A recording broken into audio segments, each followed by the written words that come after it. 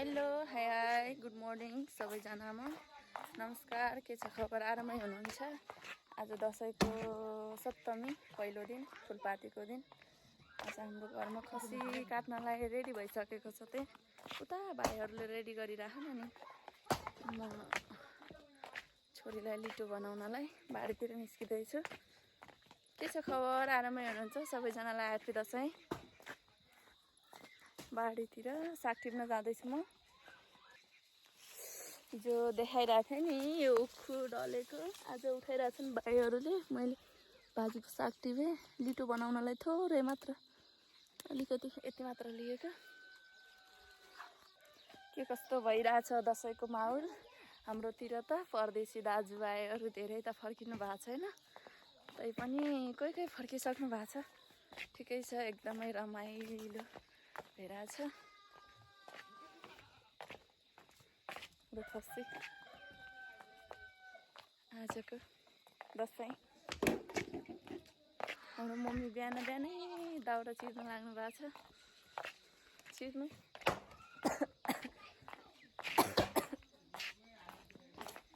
यहाँ चाहिँ खसी रेडी भइसकेको छ। अब तेल सेल लाएर त्यसपछि भाइहरू पनि काट्ने भनेर रेडी भइसकेका छन्। अनि मलाई पनि काट्नुपर्छ भनेर म पनि काट्न लागिसकेको छु। हामी तीन भाइ मिलेर काट्न लाग्यौँ, छिटो छिटो बनाउने भनेर।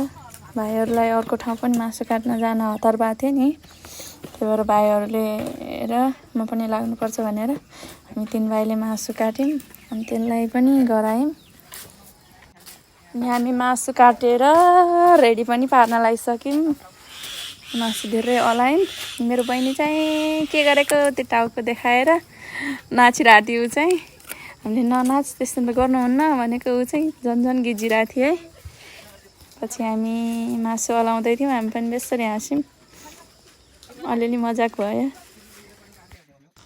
कस्तो रमाइलो हुने थियो क्या आज।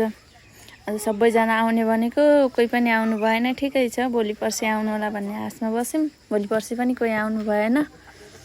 आजसम्म आउनु भएको छैन। हिजो भिडियो पोस्ट गर्न पनि ढिला भयो कि नेटले काम नगरेर भिडियो पोस्ट नै गरे छैन, त्यही भएर भिडियो पोस्ट गरेन। अनि आज भिडियो एडिट गर्दैछु। एडिट गर्न त खासै आउँदैन, मेरो क्यापकटले काम गरिरहेको छैन। मैले चाहिँ अर्को इफेक्टबाट भिडियो एडिट गरिरहेको छु। मेरो मोबाइलले खासै काम गर्दैन के। मेरो मोबाइलले त काम गरिरहेको हुन्छ, तर मेरो नेटले काम गर्दैन। त्यही हो, हाम्रो घरनिर गरी खासै नेटले काम गर्दैन। हामी मासु काटेर पनि सक्नै लाग्यौँ। हामी तीन भाइ लागेका थियौँ। अनि गफ गर्दै भाइ काठमाडौँबाट आएको, एउटा सुर्खेतबाट आएको। हामी भर्खरै भेट भएको थियो नि हिजो।